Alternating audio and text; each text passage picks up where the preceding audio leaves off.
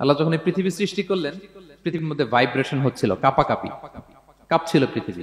আল্লাহ পৃথিবীর কাঁপাকাঁপি বন্ধ করার জন্য এই পেরেকের মতো পাহাড়গুলোকে পৃথিবীতে ঠুকে দিলেন, কাঁপাকাঁপি বন্ধ হয়ে গেল। এই দৃশ্য দেখে ফেরেশতারা বলে, ইয়া রাব হাল মিন খালকিকা আশাদ্দু আলাল জিবাল। আল্লাহ, পাহাড়ের এত শক্তি, পৃথিবী কাঁপতেছিল, পাহাড় আপনি ঠুকে দিলেন, পৃথিবীর কাঁপাকাঁপি বন্ধ হয়ে গেল।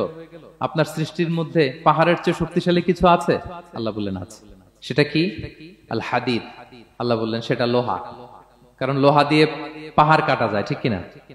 লোহার কথা শুনে ফেরেশতারা অবাক, লোহা পাহাড়ের চেয়ে শক্তিশালী?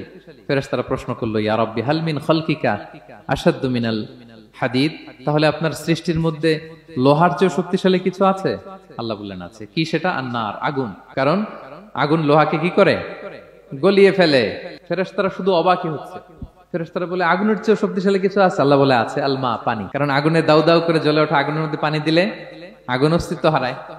ফেরেশতারা শুধু অবাকই হচ্ছে। তারা বলে, তাহলে পানির চেয়ে শক্তিশালী কিছু আছে? আল্লাহ বলেন আছে। আর রিহ, বাতাস।